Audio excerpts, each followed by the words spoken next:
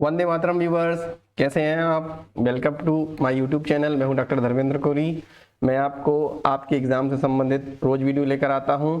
अभी बरकतुल्लाह विश्वविद्यालय में जो वोकेशनल कोर्स हैं उसमें पर्सनैलिटी डेवलपमेंट यानी व्यक्तित्व विकास का जो पेपर है उसको बहुत सारे विद्यार्थियों ने वोकेशनल सब्जेक्ट के रूप में लिया है। ये जो आप स्क्रीन पर देख रहे हैं देवी अहिल्या विश्वविद्यालय द्वारा वोकेशनल कोर्स का व्यक्तित्व विकास का प्रश्न पत्र है, जो कि दिनांक आपको 8 अगस्त को दिया गया था। देखिए, जैसा कि पहले मैं आपको बता दूं, बरकतुल्लाह विश्वविद्यालय का जो 9 तारीख को पेपर था, तो जो 9 अगस्त के शासकीय अवकाश के कारण ये 10 तारीख को होगा। ये 3 शिफ्टों में पेपर होगा। तो इस वीडियो में मैं आपको व्यक्तित्व विकास का जो पेपर है डीएवीबी का वो बताऊंगा। इससे आपको काफी मदद मिलेगी। इसके पहले भी मैंने व्यक्तित्व विकास से संबंधित एक वीडियो बनाया है, सैंपल वीडियो। उसमें मैंने आपको कुछ अति महत्वपूर्ण इंपॉर्टेंट क्वेश्चन बताए थे और आप देखेंगे कि डीएवीबी के जो स्टूडेंट्स हैं उनको काफी फायदा मिला होगा।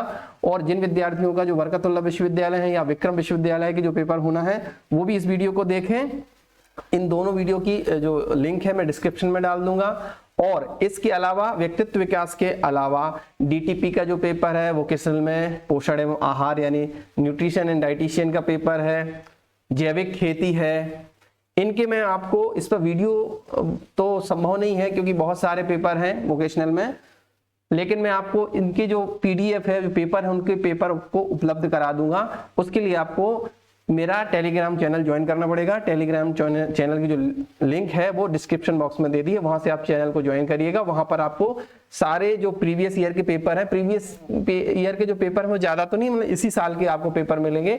और धीरे धीरे इस चैनल पर अन्य विषयों की भी आपकी अध्ययन सामग्री से संबंधित सामग्री आपको अध्यायवार मिलेगी, वो सभी चैनल पर आपको दे दिया जाएगा। तो चलिए हम एक बार इसको डिस्कस कर लेते हैं, आप भी समझ जाएंगे। तो ये देखिए, पहली चीज तो ये बता दूं, मैंने आपको जैसे बताया था कि देवी अहिल्या विश्वविद्यालय ने तो स्पष्ट कर दिया था कि जो वोकेशनल कोर्सेज हैं उनमें एग्जाम जो है वो कैसी होगी, वो ऑब्जेक्टिव नहीं होगी। तो ये उसी तरह हुआ, नोटिफिकेशन आया। बरकतुल्लाह विश्वविद्यालय के जो डीटीपी के पेपर हुए या सेल्समैनशिप के जो पेपर हुए हैं या जो पोषण आहार का जो पेपर हुआ है वो भी ऑब्जेक्टिव नहीं है। तो ये विद्यार्थी इस बात को बिल्कुल ध्यान रखें कि ये आपका जो एग्जाम है वो ऑब्जेक्टिव नहीं होने वाला, केवल फाउंडेशन के 4 पेपर ही ऑब्जेक्टिव होंगे, है ना। तो ये डिस्क्रिप्टिव होगा और इसमें भी 3 सेक्शन होंगे, खंड आ व सा, यानी section A, section B, section C. Barkatullah विश्वविद्यालय में आपको वोकेशनल जो सब्जेक्ट्स हैं उनको हल करने के लिए 2 घंटे का समय दिया गया है, डीएवीबी में 3 घंटे दिया गया है, ठीक है। तो ये बात आप अंतर ध्यान रखिएगा। लेकिन नंबर उतने ही हैं, 70 नंबर का पेपर है, 30 नंबर की आपने फाइल जमा करी होगी जैसे मैंने आपको पहले बताया था। और यहाँ पर देखिए, वीडियो को स्किप मत करिए, सारी जो चीजें हैं वो आपके काम की हैं। मिनिमम मार्क्स 25 दिए हैं, तो इसका अर्थ है कि 35% नंबर आपको हर पेपर में लाना आवश्यक है। और ये जो वोकेशनल कोर्स है ये कोई भी ले सकता है, बीए का स्टूडेंट, बीकॉम, बीएससी, बीएचएससी, बीसीए, सभी विद्यार्थियों के लिए कॉमन होगा। तो यहां पर हम शुरू करते हैं। देखिए, सेक्शन ए में अति लघुत्तरीय, वेरी शॉर्ट आंसर, व्यक्तित्व की संकल्पना को समझाइए। तो मैंने आपको पहला क्वेश्चन दिया था, सैंपल पेपर जो मैंने आपको बनाया, वीडियो डाला होगा, आप देख लीजिएगा।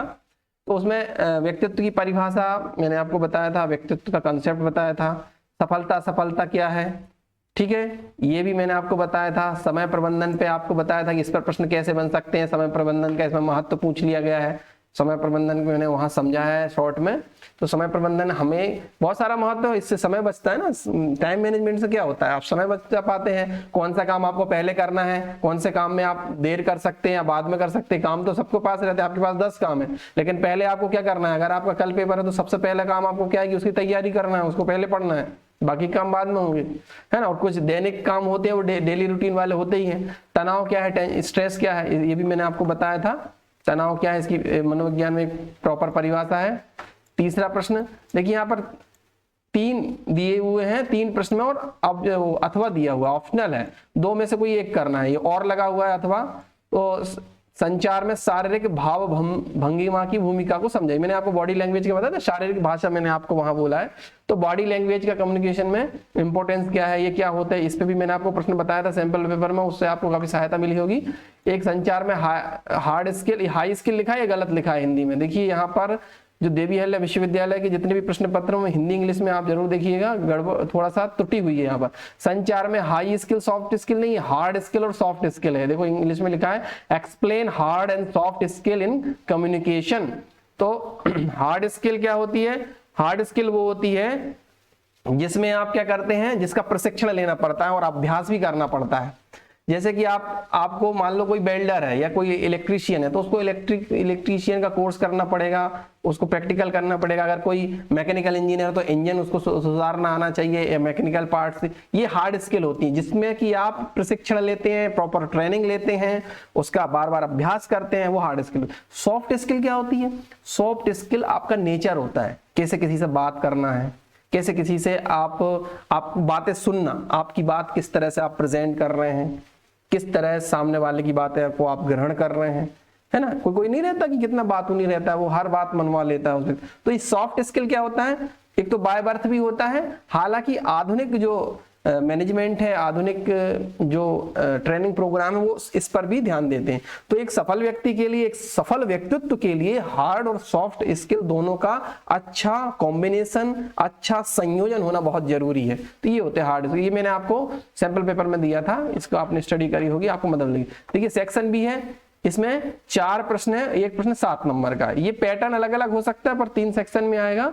और चूंकि आपका बरकतुल्लाह विश्वविद्यालय का अभी आप पेपर देखेंगे, वोकेशनल के जो हो चुके हैं अभी 8 तारीख को जो हुए हैं, तो उसमें 3-3 प्रश्न ही दिए हुए हैं। ठीक है, इसमें 4 प्रश्न है और इसमें शब्द सीमा 200 शब्द है। अब 200 शब्द क्या होता है? कई विद्यार्थी कंफ्यूज होते हैं कि सर 200 शब्द कैसे गिन गिन के करेंगे। नहीं, सामान्यतः जो एक लाइन जो एग्जाम कॉपी होती है, चौड़ी होती है, उसमें एक मान के एवरेज मान के चलिए कि 8 से 10 शब्द आपके होते हैं। तो एक लाइन में अगर 10 शब्द हैं तो आपको 20 लाइन लिखना है। इसका मतलब है कि लगभग जो आपका एक फ्रंट पेज जो रहता है, आड़ा पेज, आपकी उत्तर पुस्तिका जो आपको एग्जाम में मिलती है, उसमें 100 से 150 शब्द आ जाते हैं। तो 200 शब्द लिखना है तो 1.5 पेज लिख सकते हैं। अगर आपने अच्छा लिखा है ना, तो यह तो अधिकतम सीमा है, तो 1 पेज में भी दे सकते हैं इसका आंसर। और वेरी शॉर्ट आंसर का आंसर क्या, वेरी शॉर्ट आंसर जो आपका है वो आधे पेज में दीजिए। देखिए पेज भरने से नंबर नहीं मिलते, नंबर मिलते हैं कि जो पूछा गया है स्पेसिफिक वो आपने लिखा, आपको पूरे नंबर मिलेंगे, ये मेरी गारंटी है। ये मत सोचिए कि कोई आपका दोस्त सप्लीमेंट्री कॉपी भर रहा है, इसमें इतना बड़ा लेंथी पेपर नहीं है इसमें कि आपको सप्लीमेंट्री कॉपी भरना पड़े। सामान्यतः तो 28 से 32 पेज की कॉपी आपको मिलती है। तो यहाँ पर क्या असफलता को प्रभावित करने वाले कारकों का वर्णन कीजिए। तो मैंने आपको ये कारक बताए थे, कौन कौन से ये प्रश्न बताए थे मैंने आपको, इसका डिटेल नहीं बताया था, तो आप इसको ढूंढ लीजिएगा क्योंकि वीडियो काफी लंबा हो जाएगा। अथवा सफलता के लिए जिम्मेदार कारक, या तो आपने सफलता असफलता में से दोनों में से कुछ किया है, तो कोई एक आंसर आपको लिखना था इसमें। अब दूसरा प्रश्न इसमें है, बेहतर समय प्रबंधन के लिए तकनीकों का वर्णन कीजिए। Describe the techniques for better time management. तो ये टेक्निक, एक टेक्निक ये हो सकती है कि आप गैजेट्स का उपयोग कर रहे हैं, उसके लिए पेन, कॉपी, डायरी आपने ऑफलाइन या ऑनलाइन कर रखी है, टेक्नोलॉजी का यूज किया, उससे भी समय आपका बचता है। आप एक साथ 2 काम कैसे कर सकते हैं, इससे भी टाइम बचता है, वो टेक्निक्स होती हैं। ग्रुप डिस्कशन पे क्वेश्चन आ गया है, समूह चर्चा क्या है। फिर इसमें प्रभावी संचार कौशल को विस्तार पूर्वक समझाइए। तो कम्युनिकेशन तो है, लेकिन प्रभावी इफेक्टिव कैसे होगी उस पर आपको चर्चा करना था। मैं आपको ये भी बताऊं, समझाइए जहां लिखा है ना, तो वहां आपको उदाहरण देना है, ठीक है ना। संचार में सामाजिक शिष्टाचार की भूमिका को समझाइए। Explain the role of social etiquette in communication. आपको इस शिष्टाचार कैसा होना चाहिए आपका। स्वॉट आ गया, स्वॉट पर मैंने आपको प्रश्न बताया था, स्वॉट एनालिसिस क्या है, स्वॉट विश्लेषण के महत्व एवं उपयोगों की विवेचना कीजिए।